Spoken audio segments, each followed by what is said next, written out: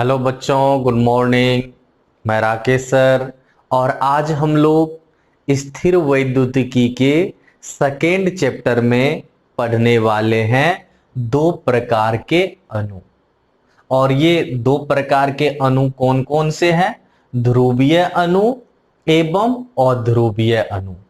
बच्चों, जहां तक ध्रुवीय एवं अध्रुवीय अणु की बात है तो हो सकता है तुम लोग केमिस्ट्री में भी ध्रुवीय एवं अध्रुवीय अणु के बारे में पढ़े होंगे, उसके गुण भी पढ़े होंगे।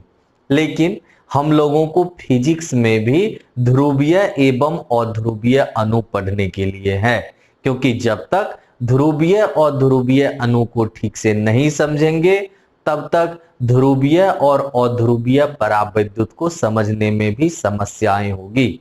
तो आओ सबसे पहले हम लोग ध्रुवीय एवं अध्रुवीय अणु को परिभाषित करते हुए इसका गुण पढ़ लेंगे। उसके बाद देखेंगे कि ध्रुवीय अणु हो या अध्रुवीय अणु हो, जब उसको किसी बाहरी वैद्युत क्षेत्र में रखा जाता है तब वह कैसा व्यवहार करता है, इसके बारे में भी हम लोग अध्ययन कर लेंगे। इसमें जब तुम ध्रुवीय अणु एवं अध्रुवीय अणु के बारे में पढ़ने लगोगे तो तुम लोगों को कुछ टर्म्स याद रखने हैं। देखो, सीओजी। सीओजी का मतलब होता है सेंटर ऑफ ग्रेविटी, अर्थात गुरुत्व केंद्र।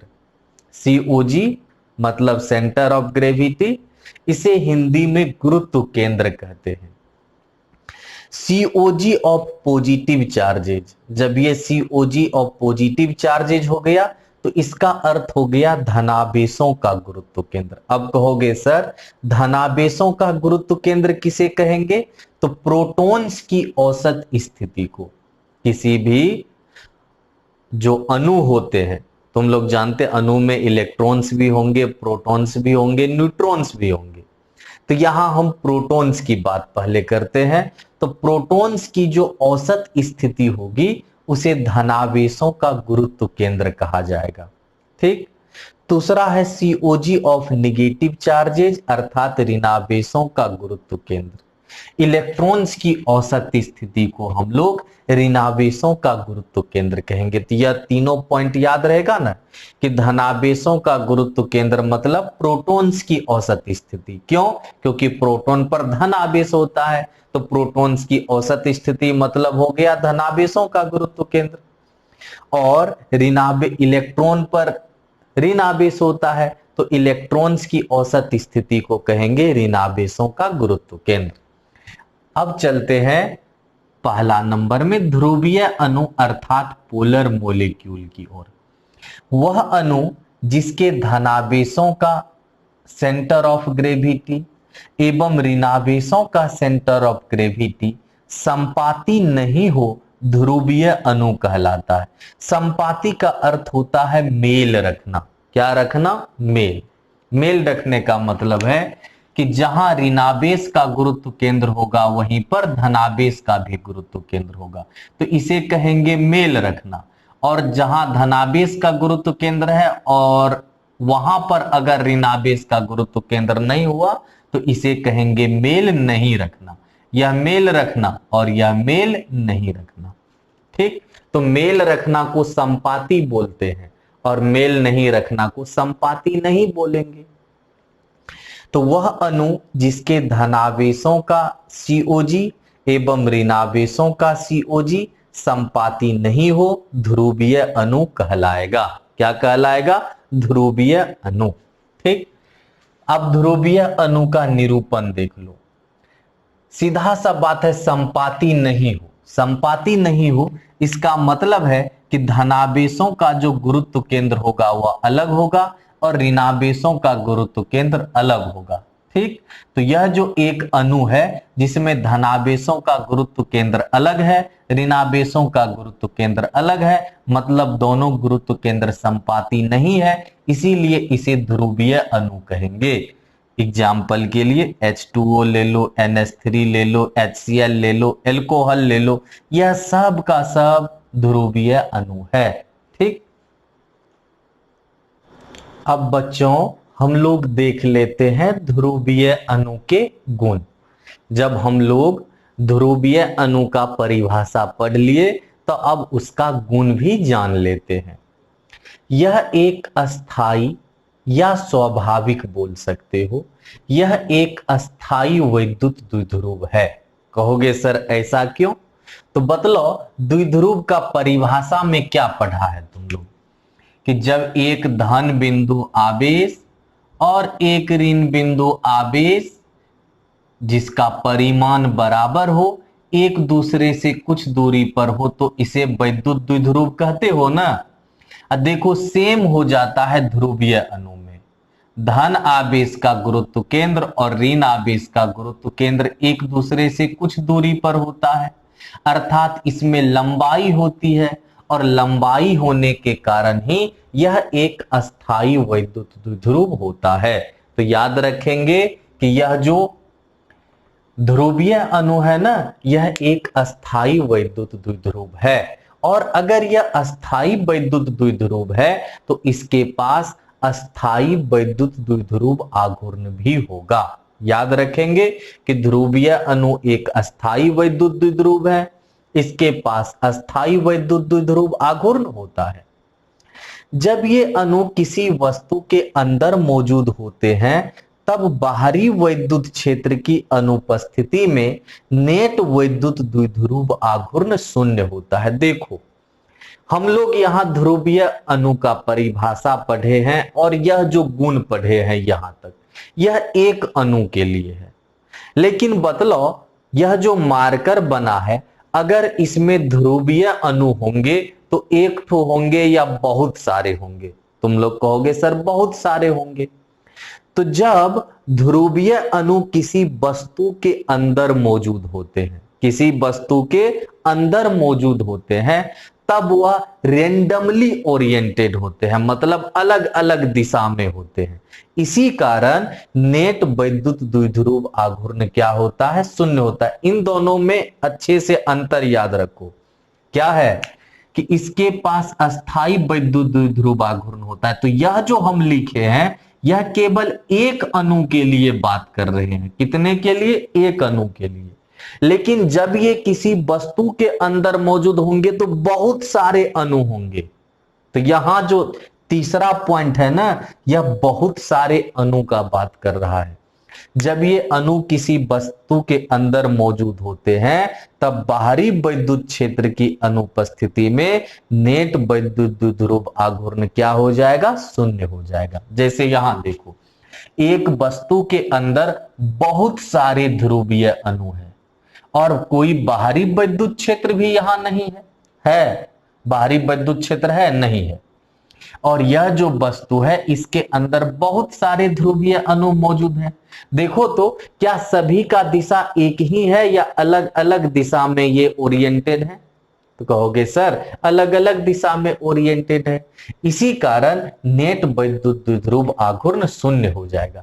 एक का नेट वैद्युत द्विध्रुव आघूर्ण शून्य नहीं होगा, लेकिन सभी का मिला करके नेट वैद्युत द्विध्रुव आघूर्ण क्या हो जाएगा? शून्य हो जाएगा। अब चलते हैं बाहरी वैद्युत क्षेत्र में ध्रुवीय अणु का व्यवहार। यह तो है बाहरी वैद्युत क्षेत्र के अनुपस्थिति में।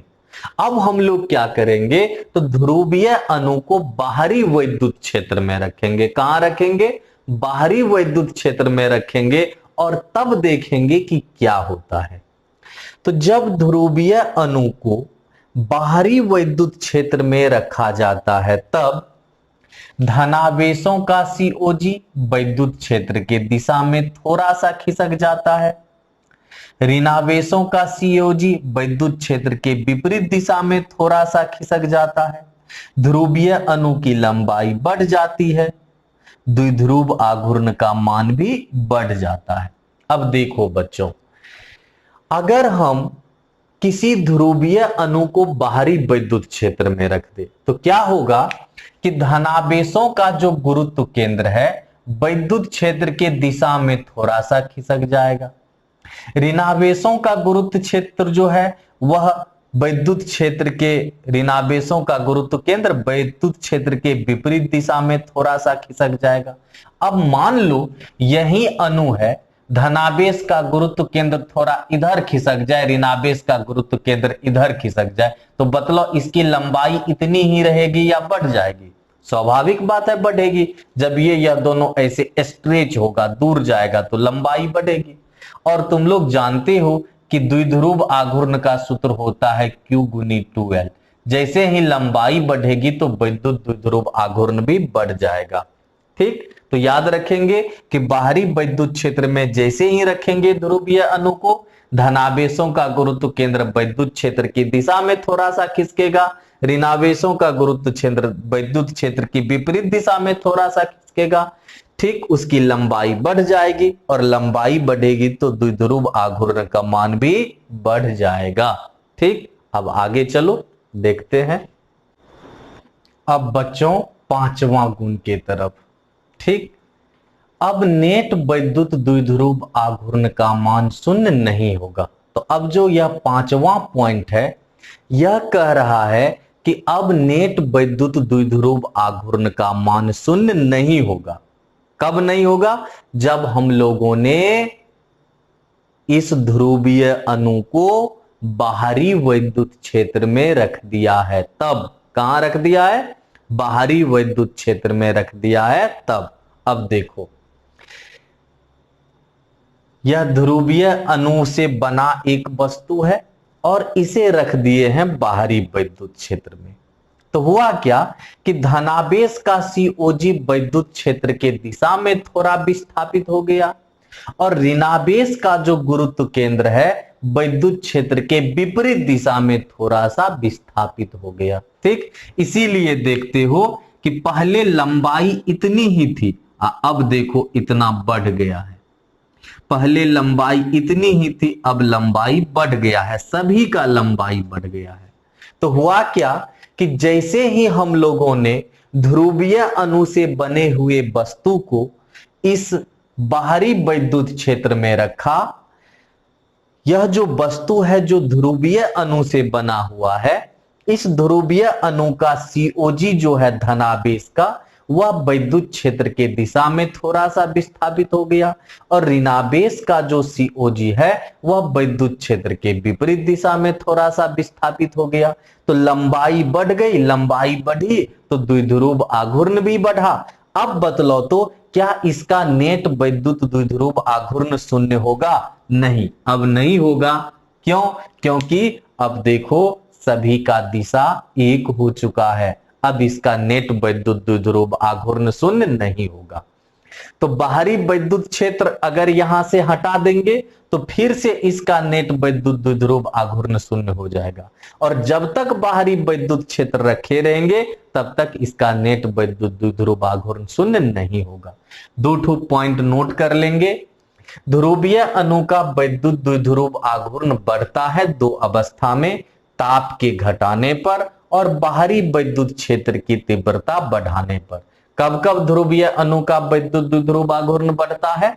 तो ताप के घटाने पर और बाहरी वैद्युत क्षेत्र की तीव्रता के बढ़ाने पर। ताप घटाओ और बाहरी वैद्युत क्षेत्र की तीव्रता बढ़ाओ, वैद्युत द्विध्रुव आघूर्ण अपने आप बढ़ जाएगा।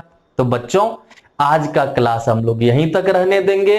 आज हम लोगों ने ध्रुवीय अणु के बारे में पढ़ा, ध्रुवीय अणु का उदाहरण पढ़ा, उसके गुण पढ़े और यह भी पढ़े कि अगर ध्रुवीय अणु को बाहरी वैद्युत क्षेत्र में रखेंगे तब वह कैसा व्यवहार करेगा। नेक्स्ट क्लास में अध्रुवीय अणु के बारे में पढ़ेंगे। तब तक खुश रहिए, बाय।